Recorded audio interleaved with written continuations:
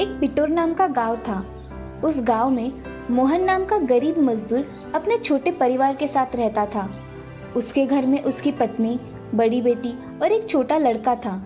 अपने परिवार को चलाने के लिए मोहन को गांव में जो भी काम मिलता उसे वो बड़ी मेहनत और ईमानदारी से करता था। मोहन की कई पीढ़ियों ने मजदूरी करके जो 4 बीघा जमीन कमाई थी, वो भी साहूकार ने अपने दिए हुए कर्ज के कारण मोहन के पिताजी से हथिया ली थी। मोहन के माता पिता सब गुजर गए थे। अब मोहन के पास मजदूरी के सिवा दूसरा कोई रास्ता ही नहीं था। आज तो खाने का हो जाएगा, लेकिन कल का क्या? अरे भाग्यवान, फिक्र मत करो, आज अपने काम का पैसा जरूर मिल जाएगा और नया काम भी मिल जाएगा। आज जमींदार से पैसे मिलते ही बाजार जाकर मैं किराना खरीद लाता हूँ। फिर मोहन पुराने काम के पैसे मांगने और नया काम ढूंढने घर से निकल पड़ता है। रास्ते में चलते चलते उसे अपने पहचान के कुछ लोग मिल जाते हैं। अरे भाई मोहन, इतनी सुबह सुबह कहाँ चल दिए? जा रहा होगा जमींदार के पास अपना पुराना हिसाब मांगने, और जमींदार इसे हर रोज की तरह कहेगा, भाई आज नहीं कल फिर आना। लगाते रहना भाई चक्कर पे चक्कर, लेकिन कुछ नहीं मिलेगा जमींदार के पास, ना पैसा ना ही काम। वैसे काम मिल भी गया तो पुराना हिसाब देकर आज का बाकी रखेगा वो जमींदार। इससे अच्छा तो साहूकार है भाई, आज का पैसा आज ही देगा और ऊपर से विदेशी शराब भी पिलाएगा। मत लो मेरे सामने उस साहूकार का नाम। अरे अपनी खुद की ही जमीन पर हम मजदूर की तरह और कितने दिन काम करेंगे, और वो हमें मजदूरी देकर खुद ही हमारे जमीन पर हजारों की कमाई करेगा। जरा सोचो कि हम उससे अपनी जमीन कैसे छुड़ाए। कुछ नया सोचो भाई। अच्छा, तो तू क्या नया कर रहा है भाई? और तू जो काम करता है उसका तो तुझे पैसा भी समय पे नहीं मिलता। आया हमें नई सोच सिखाने। अरे मेरे भाइयों, जरा मेरी बात ठीक से तो समझो। वो साहूकार आपको नकली शराब पिला पिला कर बीमार करके एक दिन तुम्हारी बची हुई जमीन भी हथिया लेगा, फिर तब कोई कुछ भी नहीं कर पाएगा। छोड़ो भाई, ये तो गधा है, इसे कुछ समझ नहीं आएगा। ये तो उल्टा हमें ही माए बाप साहूकार के खिलाफ भड़काऊ पट्टी पड़ा रहा है। किसी को भला काम बताओ तो वो सामने वाला को ही बुरा और कम समझने लगता है और दूसरे को ही ध्यान की बातें सुनाने लगता है। चलो भाई चलो, हम काम पे चलते हैं, नहीं तो साहूकार गुस्सा हो जाएगा। हाँ भाई चलो चलो, छोड़ो इसे समझाना। तो फिर इस तरह से आपस में बातें करके वो तीनों अपने रास्ते चले जाते हैं और मोहन अपने रास्ते निकल पड़ता है। चलते चलते रास्ते में मोहन सोचने लगता है कि ये बात तो सच है कि जमींदार वक्त पे अपनी मजदूरी की कमाई तो कभी देता नहीं, और कभी देता है तो थोड़ा थोड़ा पैसा देके दोबारा उसी के यहाँ ही काम पर आने के लिए बांधे रखता है। नहीं आए तो पैसा देने में बहुत देरी करता है। इसीलिए जमींदार अपनी मजदूरी की पूरी कमाई कभी एक साथ देता नहीं। इसी वजह से मोहन जमींदार से बहुत ही नाराज था और कुछ नई सोच आजमाने की सोच रहा था। कुछ नया सोचना होगा, लेकिन सोचे भी तो क्या और करे भी तो क्या? जो काम अपना खुद का हो, जहाँ से हर रोज नगद पैसा मिले, अपना घर चले, बड़ी बेटी की पढ़ाई भी अच्छे से शुरू हो जाए। इस तरह नई सोच में चलते चलते वो जमींदार के घर के सामने आ जाता है और घर के आंगन में खड़ा होकर आवाज लगाता है, जमींदार साहब, माई बाप, क्या आप घर पर हो? हाँ, अरे मोहन, आ गए तुम?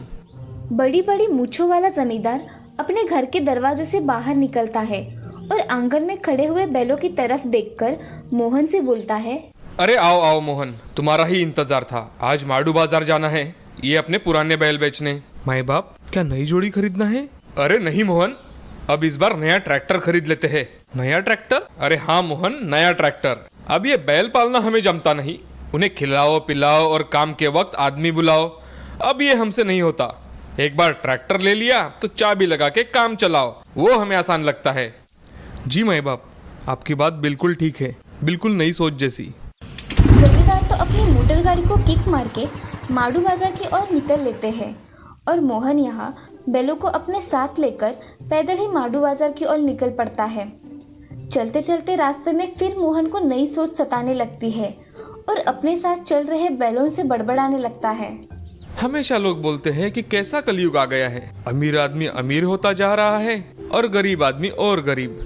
मुझे तो लगता है कि सब गलत है, उनकी सोच ही गलत है। जमाने के साथ नई सोच अपनाते ही नहीं और अपनी नाकामयाबी की वजह से समाज में और अधिक गलत सोच फैलाते जाते हैं। अब जिस तरह जमींदार ने अपने फायदे के लिए नई सोच अपनाई, उसी तरह मुझे भी अपनी तरक्की के लिए कोई नई सोच अपनानी पड़ेगी। इसी सोच में मोहन माड़ू बाजार आ पहुंचता है। वहाँ बैलों के साथ गाय, बकरी, गधा, मुर्गी और अन्य प्राणी भी बेचने के लिए थे और उन्हें खरीदने के लिए लोगों की भीड़ भी अधिक थी। उसी भीड़ में मोहन अपने जमींदार साहब को ढूंढने लगा।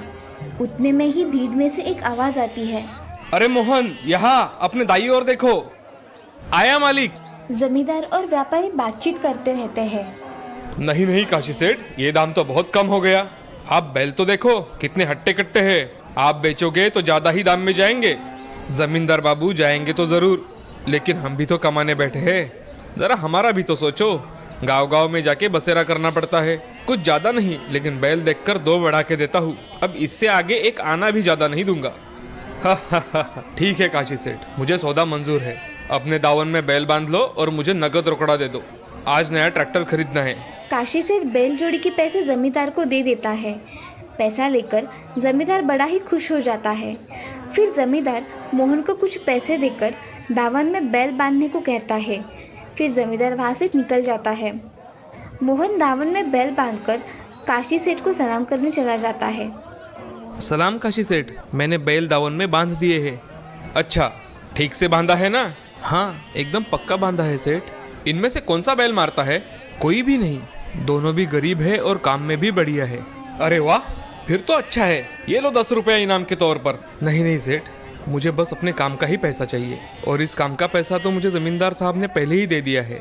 आपको कुछ देना है तो मुझे नया काम दो सेठ। नया काम तो अभी मेरे पास नहीं है, लेकिन ये 10 रुपये अभी ले लो। कुछ नया काम मिल जाएगा तो मैं तुम्हें जरूर बता दूंगा। फिर मोहन काशी सेठ से 10 रुपए लेके बाजार घूमने निकल पड़ता है। बाजार घूमते घूमते मोहन को एक परेशान आदमी मिल जाता है। उसका नाम था अकबर दादा, और मोहन उनसे उनकी परेशानी की वजह पूछने लगता है। क्या हुआ दादा, आप इतने परेशान क्यों हो? अरे खबर ही ऐसी मिली है भाई, जो मेरे मुर्गे लाने वाली गाड़ी थी वो रास्ते में खराब हो गई है, और आज बाजार का पहला दिन है। मुर्गियाँ वक्त पर नहीं आई तो बाजार की यह जगह भी हाथ से चली जाएगी, और मैं जगह भी तो छोड़ नहीं सकता। मोहन इस अवसर का लाभ उठाता है और अकबर दादा को भरोसा देकर कहता है, आप परेशान मत हो दादा, मैं आपकी मुर्गियाँ ला के देता हूँ। बस आप कुछ पहचान दे दो ताकि आपकी मुर्गियाँ मैं ला सकूँ। फिर अकबर दादा मोहन को अपने हाथ की अंगूठी देकर कहते हैं, ये लो, मुराद नाम है मेरे भाई का। वो तुम्हें बेला गांव के रास्ते में मिल जाएगा। उसे ये निशानी दिखा देना, वो समझ जाएगा। निशानी लेके मोहन वहाँ से निकल पड़ता है और काशी सेठ के पास आ जाता है। उनको वही 10 रुपये वापस करके कुछ समय के लिए गधा भाड़े से मांग लेता है। काशी सेठ मोहन को पहचानते थे, इसीलिए वो उसे गधा भाड़े पे दे देते हैं। फिर मोहन गधा लेके बेला गांव की ओर निकल पड़ता है। बहुत दूर आने के बाद उसे एक मुर्गी की बंद गाड़ी दिखाई देती है। मुराद गाड़ी को ठीक करने में लगा हुआ होता है और मोहन उसके पास जाके बोलता है, क्यों मुराद भाई, आज के दिन गाड़ी ठीक होगी या नहीं? क्या मैं आपकी कुछ मदद कर दूं? अजनबी आदमी को अपना नाम लेके बुलाने पर मुराद थोड़ा चौंक जाता है, और फिर मोहन उसे अकबर दादा ने दी हुई निशानी देकर सब बात बता देता है और कहता है, वहाँ आपके बड़े भाई परेशान हैं। मुझे जल्दी मुर्गियाँ लाने के लिए आपके पास भेजा है। फिर मुराद पूरी बात समझकर मुर्गियों की कुछ टोकरियां मोहन के लाए गधे पर लाद देता है। मोहन वो मुर्गियां बाजार में अकबर दादा के पास लेके आता है। इसी तरह मोहन 4 चक्कर लगा के सारी मुर्गियों की टोकरियां बाजार में लेके आता है। अकबर दादा मोहन की मेहनत और ईमानदारी देखकर खुशी से मोहन को 150 रुपये दे देते हैं। मोहन वो 150 रुपये लेके अपने गधे के साथ वहाँ से निकल पड़ता है, और यहाँ काशी सेठ थोड़ा परेशान होते हैं, क्योंकि हमेशा जानवरों को चारा लाने वाली ट्रक इस बार बहुत ही महंगा चारा बेच रही थी, और काशी सेठ पर आमदनी शुरू होने से पहले ही खर्चा रुपया करने की बारी आ गई थी। फिर उतने में मोहन वहाँ आ जाता है। मोहन को पूरी बात पता चल जाती है कि इस बार जानवरों के चारे की कीमत बाजार में बढ़ गई है, और काशी सेठ को उनका गधा वापस करते समय मोहन कहता है, सेठ आप परेशान मत हो, मैं आपके सारे जानवरों का चारा अकेला ही कम दाम में ला कर दूंगा। अरे भाई, 50 से भी ज्यादा जानवर हैं, उन सब का चारा कैसे ला पाओगे? बाजार तो आज से ही शुरू हुआ है, अभी 1 महीना और चलेगा।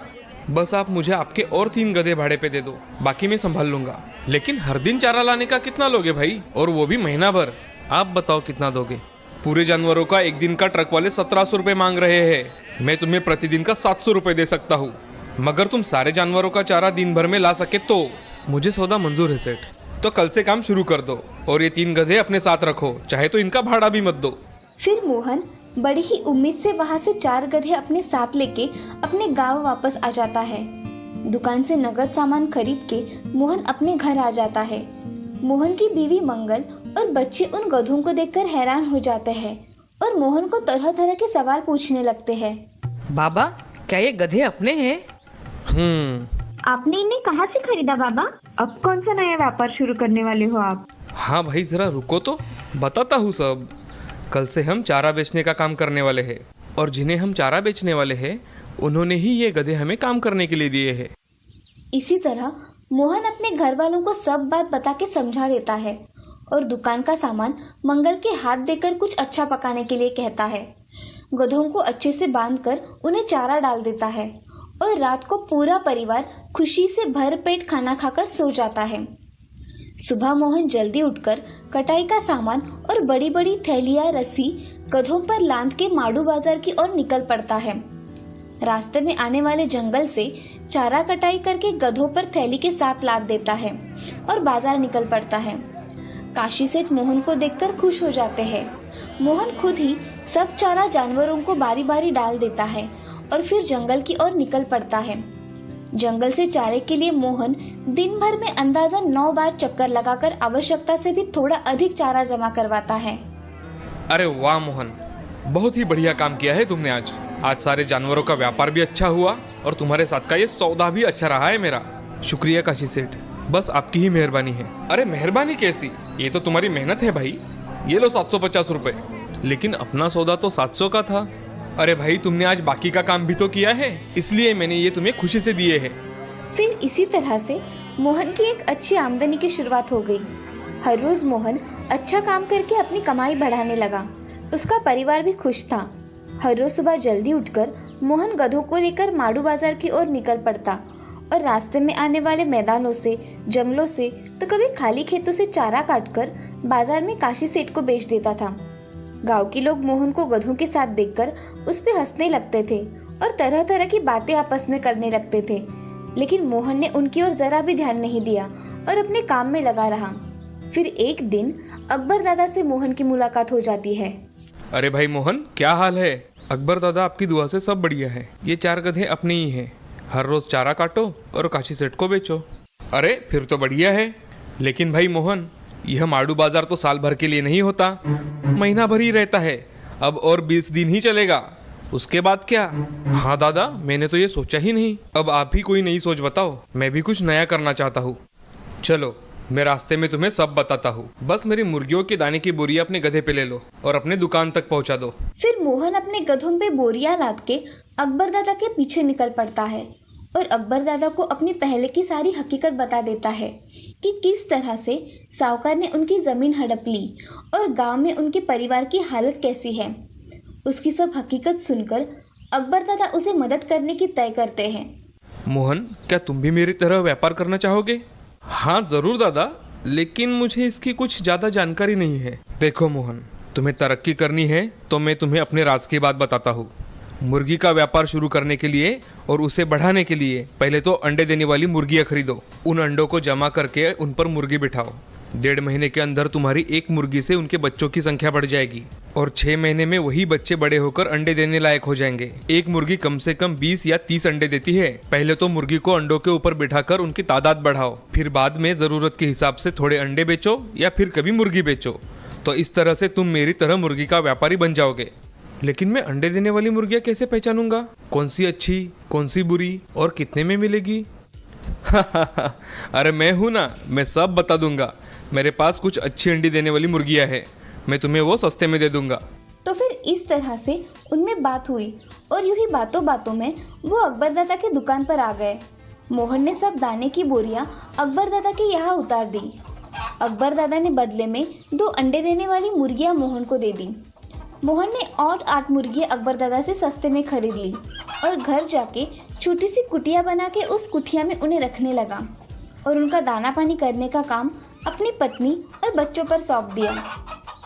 मंगल को और थोड़ी बड़ी कुटिया करने के लिए बता दिया दूसरे दिन फिर मोहन अपने रोज का काम करने के लिए बाजार चला गया और वापस आते समय फिर 5 अच्छा अंडे देने वाली मुर्गियां खरीद लाया। इसी तरह हर रोज मोहन बाजार से आते समय अच्छा अंडे देने वाली मुर्गियां खरीद के लाने लगा और उसी के साथ उनको लगने वाला अनाज भी लाने लगा। मोहन अब हर रोज जम के काम करता और अकबर दादा की मदद से अच्छी मुर्गियां खरीद लाता है। कभी अनाज लेता, कभी मुर्गियां खरीद लेता, चारा तो कभी घास की कटाई जम के करता और गधों पर लाद कर काशी सेठ को लाके देता। काशी सेठ का जानवरों का व्यापार भी अच्छे से चलने लगा था। फिर काशी सेठ का भी बहुत फायदा होने के कारण वो मोहन पर खुश होकर उसे थोड़ा ज्यादा पैसा दे देते थे। मोहन भी बचे समय में बाजार में किसी की भी मदद करके थोड़ा और पैसा कमा लेता। इस बार बाजार 10 दिन ज्यादा चला। इस साल फसल अच्छी होने के कारण व्यापार भी बहुत बढ़ा। सभी का इसमें बहुत फायदा हुआ। माड़ू बाजार उठने से पहले मोहन ने कम से कम 90 अच्छे अंडे देने वाली मुर्गियां खरीद ली थी और 12 अच्छी नस्ल वाले मुर्गे खरीदे थे और उसमें से कुछ मुर्गियों के अंडों से चूजे भी निकलने लगे थे। मोहन के आंगन में और घर में अब जगह कम पड़ने लगी थी। हर रोज चूजों की संख्या बढ़ने लगी थी। मोहन और मंगल वो देखकर नया झोपड़ा बांधने लगे। मोहन ने अब बाजार से मुर्गियां खरीदना बंद कर दिया और अकबर दादा की सलाह से सिर्फ सस्ता अनाज खरीदने लगा। फिर बाजार का वो आखिरी दिन आ ही गया। वहाँ से बाजार अब उठने वाला था। काशी सेठ ने बहुत कमाई की थी इस साल, इसीलिए काशी सेठ ने खुश होकर आखिर में मोहन को 1000 रुपए नगद इनाम दिया और उसी के साथ एक गधा भी हमेशा के लिए इनाम दे दिया। मोहन बहुत ही खुश था। अकबर दादा ने जो सलाह दी थी और मोहन ने जो पहले मदद की थी, इसलिए दोनों एक दूसरे के अच्छे दोस्त और शुभचिंतक बन गए थे। बाजार बंद होने के बाद मोहन ने अपना पूरा ध्यान मुर्गियों पर रखना शुरू कर दिया था। मोहन अब कुछ अंडे बेचकर अपना गुजारा कर रहा था और बाकी अंडों से 1 महीने के बाद चूजे बाहर निकल आते थे। उनमें से कुछ बचते थे तो कुछ मर जाते थे। अब उनकी संख्या मिलाकर 1300 से अधिक हो जाती है। मोहन कुछ मुर्गियां रखता तो कुछ बेच देता, कभी अंडे बेचता तो कभी मुर्गियां बेचता। छोटे छोटे व्यापारी मोहन से मुर्गियां और अंडे खरीदने के लिए आने लगे। मोहन ने अब एक पक्का मुर्गी का फार्म बना लिया था। उसके पास बहुत सारी मुर्गियां हो गई थी और 4 आदमी उसके यहाँ काम करने आने लगे थे। देखते ही देखते 2 साल में मोहन की बहुत तरक्की हो गई थी। हजारों का व्यापार अब लाख रुपए कमाने की ओर बढ़ चला था। कभी कभी मोहन को उसके पुराने साथी मिल जाते थे और मोहन की तरक्की देख उससे मिलने आ जाते थे। भाई हमें माफ कर दो, हम ही ना समझते, हमेशा तुमको बुरा भला कहते रहे।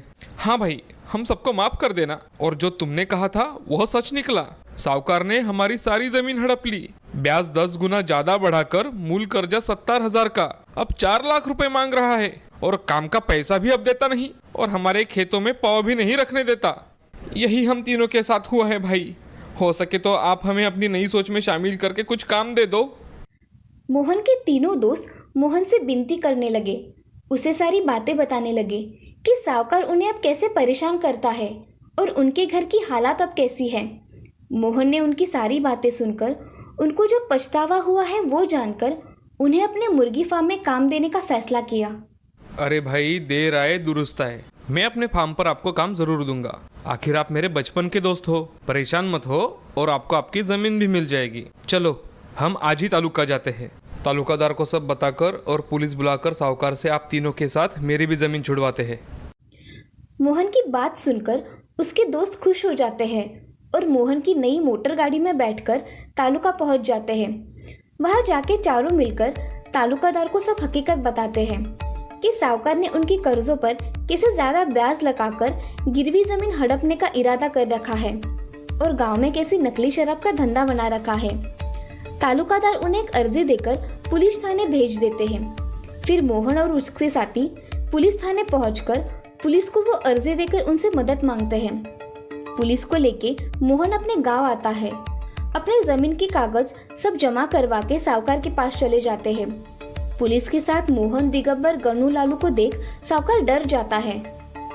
क्यों साहूकार, थोड़े से कर्जे पर ज्यादा ब्याज लगाकर लोगों को लूटने का धंधा अभी तक बंद नहीं हुआ क्या? और तो और लोगों की गिरवी जमीन भी हथियाने लगे हो। नकली शराब का धंधा करते हो। क्या आपने बाप का राज समझा है? कानून को अभी तक जानते नहीं क्या तुम? नहीं नहीं माए बाप, आपको कोई गलत फहमी हुई है। आपको मैं सब सही सही बताता हूँ, जरा घर के अंदर तो चलो।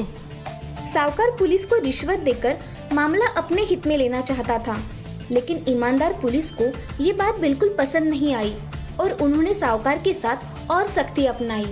पुलिस को तुम लोग क्या रिश्वतखोर समझते हो?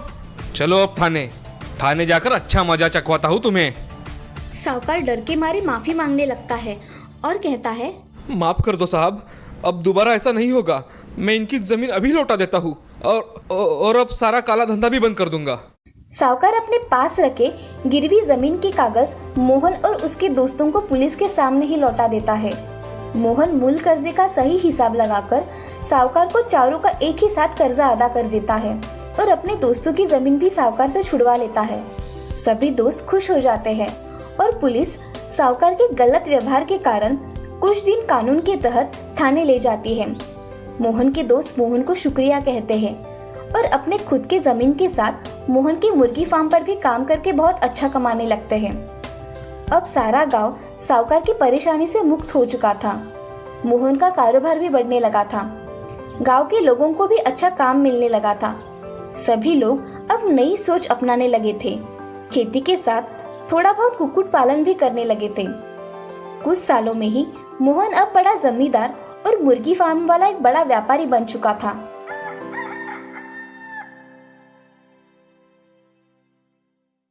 इस कहानी से हमें ये सीख मिलती है कि हम अगर नई सोच को अपनाकर उसे करने की ठान ले तो अपने जिंदगी में बदलाव भी जरूर आएगा।